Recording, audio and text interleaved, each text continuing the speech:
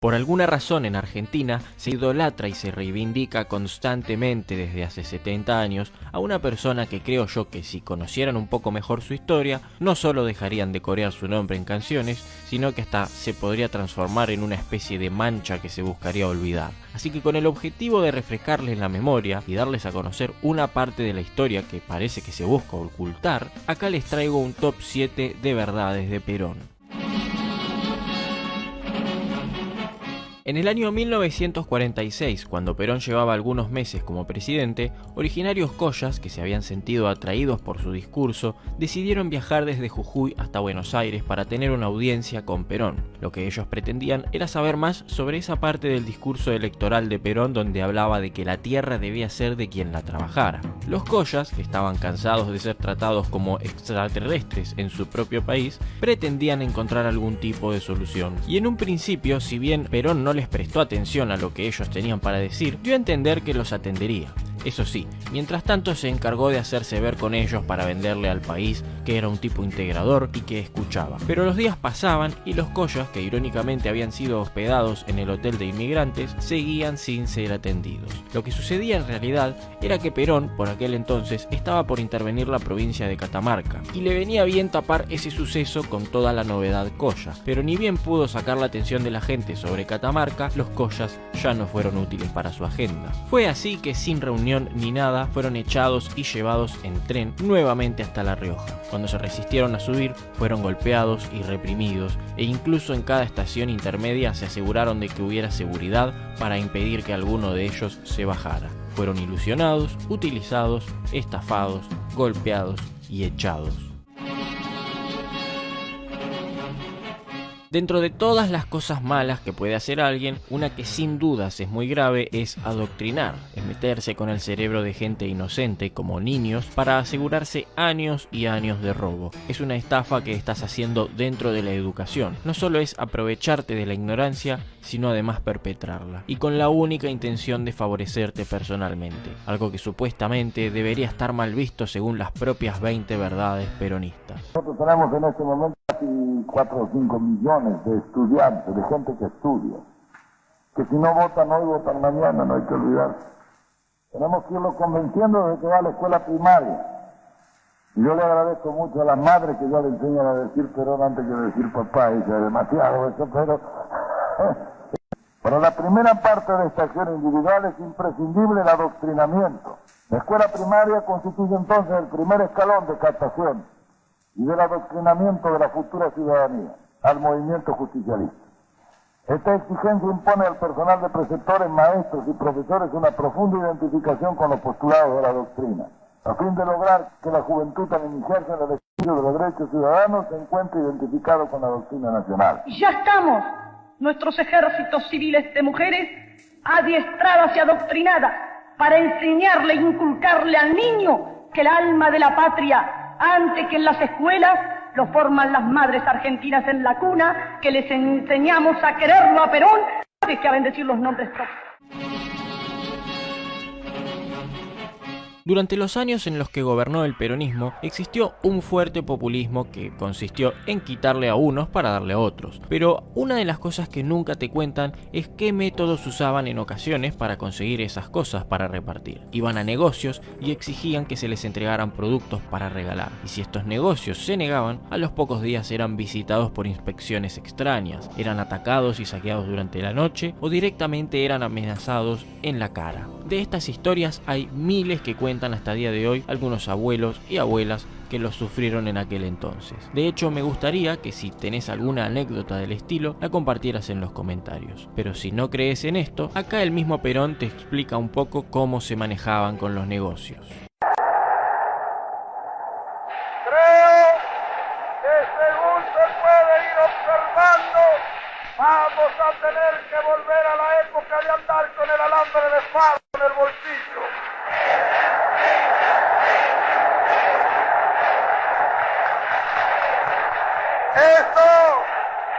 Eso de la leña que ustedes me aconsejan, ¿por qué no empiezan ustedes a darla?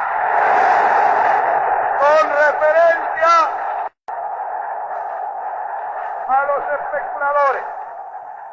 El gobierno está decidido a hacer cumplir los precios, aunque tenga que colgarlos a todos.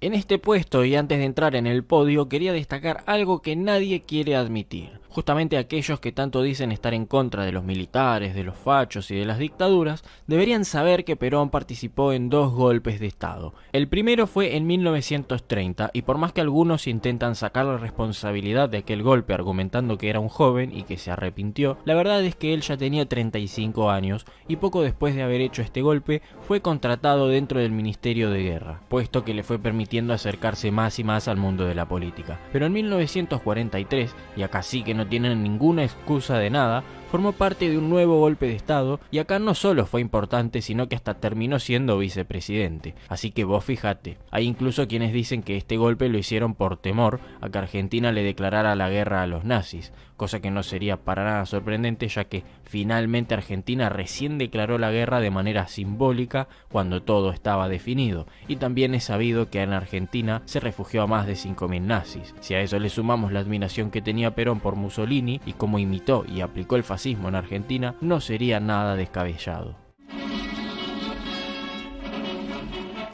En los años 70 en Argentina existían varios movimientos terroristas que secuestraban gente, torturaban y hasta colocaban bombas. Muchos de estos movimientos terroristas apoyaban a Perón y pretendían que él regresara a Argentina y gobernara nuevamente. Sueño que se les terminó cumpliendo, pero no de la manera que pretendían. Porque si bien estos sectores le fueron algo útiles a Perón para favorecer su retorno al poder, la verdad es que a él y a su gente no les agradaban estos terroristas. El verdadero peronismo, más allá de ser socialista en lo económico, era de corte militar, como el mismo Perón. Estos movimientos, en cambio, odiaban a los militares y muchos de sus ataques terroristas iban dirigidos justamente a ellos.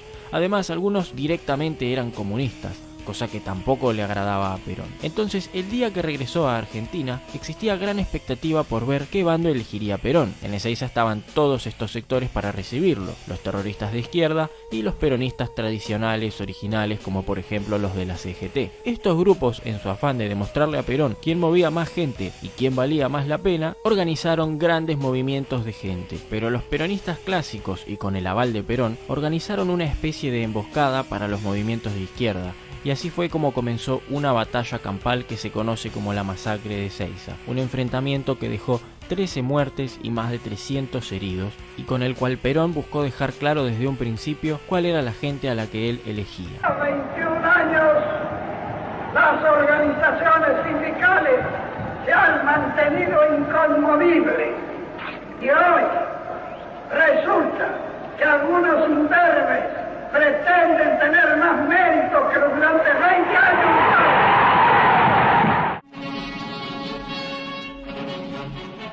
Ya hice un video de esto hace poco, pero no podía no incluir esto en la lista. El 10 de octubre del año 1947, la Gendarmería Nacional y también un avión de la Fuerza Aérea se encargaron de realizar un genocidio contra pueblos originarios en Formosa, provincia que estaba siendo gobernada por Rolando de Hertelendi, que había sido puesto a dedo por Perón. Niños, mujeres, ancianos, gente desarmada, enferma y débil fueron asesinados, violados y hasta esclavizados en plena democracia peronista, y hasta censuraron todo lo ocurrido. Recién en el año 2006 se encontraron fosas comunes con cuerpos enterrados, y finalmente en 2019 a esto se lo declaró como un genocidio y crimen de lesa humanidad, reitero, ocurrida durante la democracia peronista.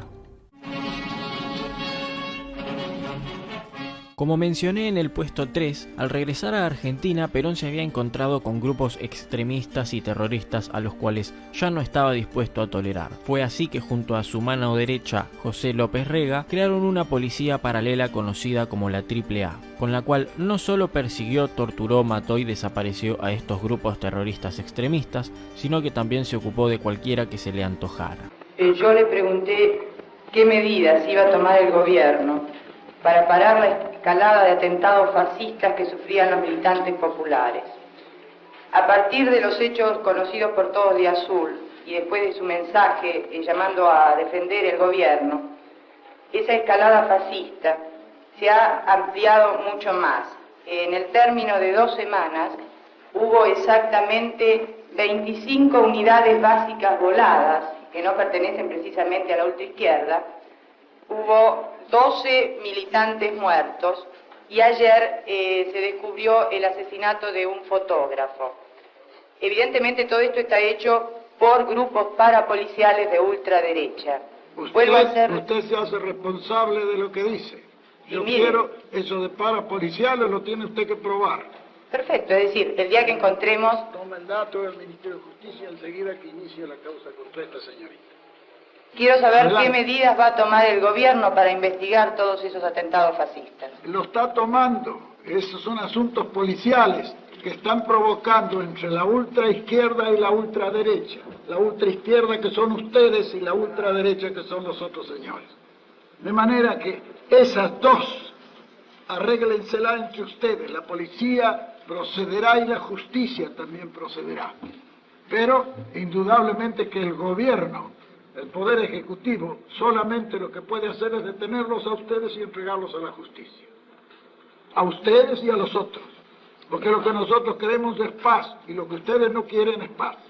Le aclaro que soy militante del movimiento peronista hace 13 años. Hombre, lo disimula muy bien. Con este grupo parapolicial, en plena democracia peronista y antes de que la gente conociera a un tal Videla, ya el peronismo se había encargado de desaparecer a más de 600 personas. Es decir, que así como la dictadura militar desapareció gente, lo mismo ya venía pasando en Argentina con grupos terroristas de izquierda y luego seguiría pasando a manos del benevolente Juan Domingo Perón. Espero que este video te haya servido para ver esta otra cara de Perón que no sale en ninguna canción, ni ningún partido, ni en la tarea de ninguna de tus maestras adoctrinadoras que tuviste en la escuela, ni en los comunicados de la prestigiosa UBA. Y muchas gracias por verlo.